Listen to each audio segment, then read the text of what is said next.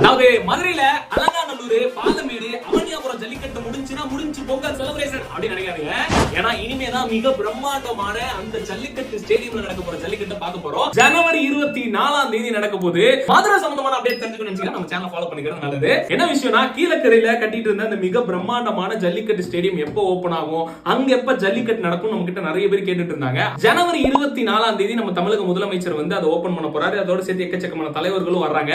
So அந்த grand opening அன்னையில இருந்து அடுத்த ஒரு 4ல இருந்து 5 நாளைக்கு தொடர்ந்து ஜல்லிக்கட்டு வந்து நடக்க போறதா சொல்லி இருக்காங்க. சோ நீங்க யார் வேணாலும் எங்க இருந்து வேணாலும் வந்து பார்க்கலாம். இதுக்கான டிக்கெட் பிரைஸ் இந்த மாதிரிலாம் எதுவுமே கிடையாது. ஓபன் தான் அப்படிங்கும்போது நீங்க யார் வேணாலும் வந்து உட்காந்து எப்படி வேணாலும் பார்த்து ரசிக்கலாம். எனக்கு தெரிஞ்ச அந்த 24ஆம் தேதி விசிட் பண்ணிருங்க. அன்னைக்கு தான் செம்ம கிராண்டா இருக்கும். மறக்காம போயிடுங்க.